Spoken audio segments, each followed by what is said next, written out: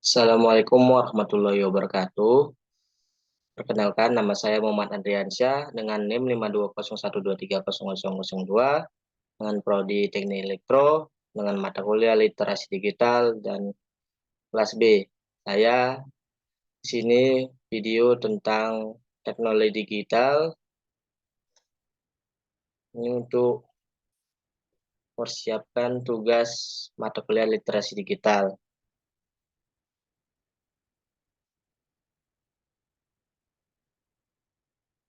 Masuk ke slide selanjutnya, yaitu tentang strukturnya.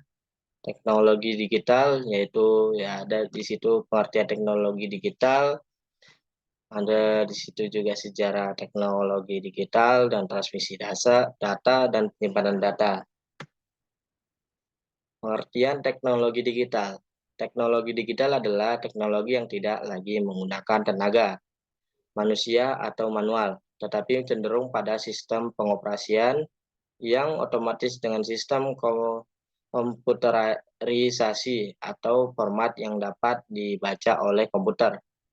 Teknologi digital pada dasarnya hanyalah sistem perhitungan penghitung yang sangat cepat memproses semua bentuk-bentuk informasi sebagai nilai-nilai numeris.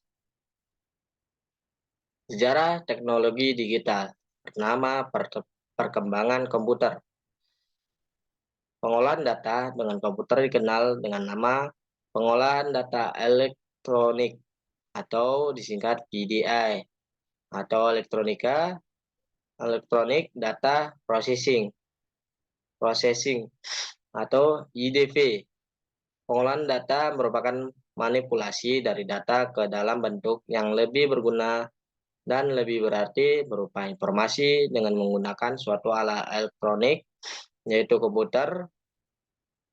Komputer telah mengalami proses evolusi yang cukup panjang. Pada awalnya di tahun 1940 ditemukan komputer elektrik yang menerapkan sistem aljabar Boolean. Sekarang komputer menjadi mesin yang akrab dengan masyarakat. Yang kedua, lahirnya World Wide Web atau disingkat WWW.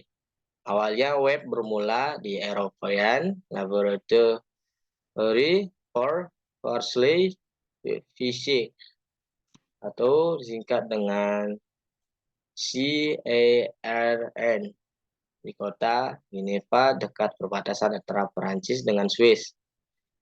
CERN adalah sebuah organisasi yang didirikan oleh 18 negara Eropa. Web browser pertama kali dibuat dengan berbasiskan pada teks.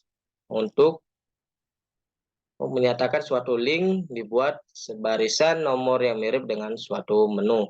Nomor tersebut berfungsi untuk melakukan navigasi di dalam web. Tahun 1990, Berners-Lee mengerjakan kembali proyeknya. Dia bekerja menggunakan mesin yang sangat canggih, yaitu komputer NeXT buatan Steve Jobs. Setelah beberapa bulan, Berners-Lee berhasil menciptakan browser, sejenis perangkat penjelajah internet. Selain itu, dibuat juga beberapa halaman web yang dapat diakses. Ini merupakan versi pertama dari World Wide Web. Nama yang dibuat oleh Berners-Lee dan disingkat menjadi WWW. Yang ketiga, situs jejaring sosial. Situs jejaring sosial merupakan sebuah web yang berbasis pelayanan yang memungkinkan penggunanya untuk membuat profil, melihat list pengguna yang tersedia, serta mengundang atau menerima teman untuk bergabung dalam situs tersebut.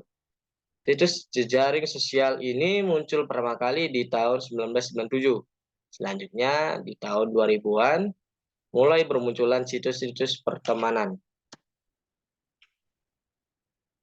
Selain komputer, alat penyimpan data atau digital storage pun ikut mengalami perkembangan. Memori eksternal adalah perangkat keras untuk melakukan operasi penulisan, pembacaan, dan penyimpanan data. Ini beberapa media penyimpanan data. Yang pertama, hard disk. Hard disk adalah sebuah media penyimpan luar yang menggunakan disk atau piringan. Hard disk paling banyak digunakan sebagai media penyimpanan luar utama atau untuk penyimpan hasil instalasi sistem operasi, software, aplikasi, penyimpanan data, dan sebagainya. Pada hard disk, data direkam pada sektor-sektor melalui head, yang merupakan medan magnet berasal dari arus listrik 1 dan 0, on or off. Hampir semua memori eksternal yang banyak dipakai belakangan ini berbentuk disk atau piringan, sehingga operasi data dilakukan dengan berputar piringan tersebut. Dari perputaran ini dikenal satuan rotasi piringan yang disebut RPM atau rotation per menit. Makin cepat putaran, waktu akses pun semakin cepat. Namun makin besar juga tekanan pada piringan sehingga makin besar panas yang dihasilkan. Yang kedua, flash drive. Flash drive merupakan teknologi pengembangan dan zip drive yang menggunakan teknologi flash. Flash adalah chip memori yang menyimpan data dan dihubungkan dengan interface USB yang di dalam perkembangannya sudah mencapai versi USB 2.1. Penggunaan flash drive semakin marak karena berukuran kecil tetapi dapat menyimpan data dalam jumlah yang sangat besar dan bisa didapat dengan harga yang terjangkau. Yang ketiga, zip drive. Keterbatasan kapasitas pada floppy disk mendorong lahirnya teknologi baru yang disebut dengan Omega Zip Drive. Perangkat ini terdiri atas floppy drive dan cartridge floppy khusus yang mampu menampung sampai hampir 100 MB data. Jumlah ini jelas memungkinkan untuk menampung file multimedia dan grafik biasanya berukuran megabyte, yang sebelumnya tidak memungkinkan untuk disimpan dalam floppy. Yang keempat, floppy drive. Floppy disk drive yang menjadi standar pemakaian terbagi menjadi dua ukuran, yaitu 5,23 dan 3,5, yang masing-masing memiliki dua tipe kapasitas. Bisa saya ulangi, pemakaian terbagi menjadi dua ukuran, yaitu 5.23 dan 3.5. Yang masing-masing memiliki dua tipe kapasitas double destiny atau disingkat DD dan high destiny atau HD. Kapasitasnya cenderung kecil dan hanya dapat menyimpan file teks penulisan. Pada floppy disk dapat dilakukan berulang-ulang dan memakan waktu yang relatif lama. Yang kelima, compact disk. Terbuat dari resin atau polycarbonate bahanets. Informasi direkam secara digital sebagai lubang mikrofis pada permukaan yang reflektif. Proses ini dilakukan dengan menggunakan laser yang berintensitas tinggi. Informasi dapat dibaca dengan laser berintensitas rendah. Yang keenam, digital versatile disk atau DVD. Kapasitas yang dimiliki DVD jauh lebih besar daripada CD-ROM sebelumnya. Media penyimpanan data adalah hard disk, dan seiring berjalannya waktu ada media penyimpanan data secara online, yaitu cloud storage. Cloud storage adalah sebuah teknologi penyimpanan data digital yang memanfaatkan adanya server sebagai media penyimpanan. Transmisi data merupakan proses untuk merubah. Ya, kita masuk ke transmisi data. Transmisi data merupakan proses untuk melakukan pengiriman data dari salah satu sumber data ke penerima data menggunakan komputer atau media elektronik. Transmisi data terbagi menjadi dua, yaitu transmisi data analog dan transmisi data digital.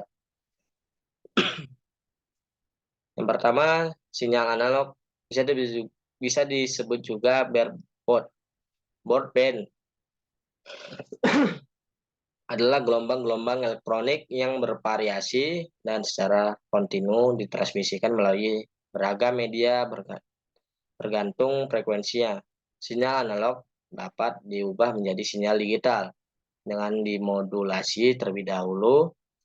Sinyal analog merupakan sinyal yang digunakan untuk menampilkan data analog. Sinyal analog merupakan berbagai macam gelombang elektromagnetik yang langsung terus-menerus dan disebarkan melalui berbagai media transmisi. Data analog merupakan data yang disimpan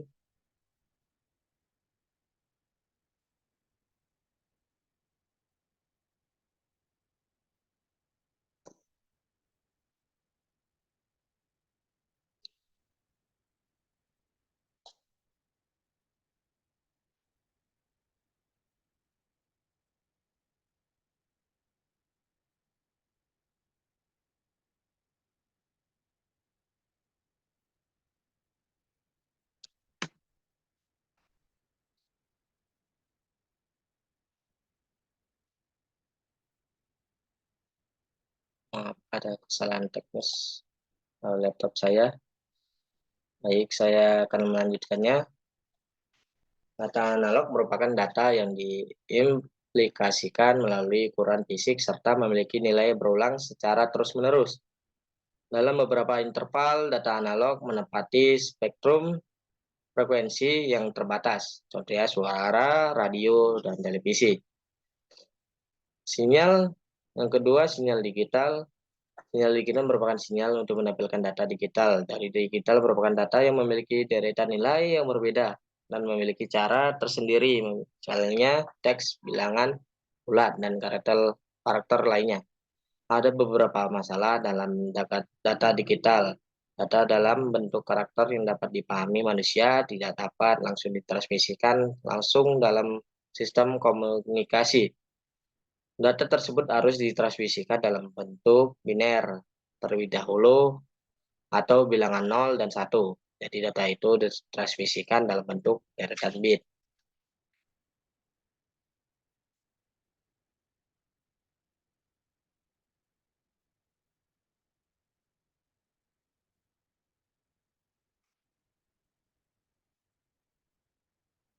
Terima kasih. Di situ pembahasan kita. Ada kesalahan kata atau kekurangan kata dari kalimat tersebut atau kesalahan yang lainnya, mohon maaf. Wabillahi taufiq walhidayah. Wassalamualaikum warahmatullahi wabarakatuh. Terima kasih.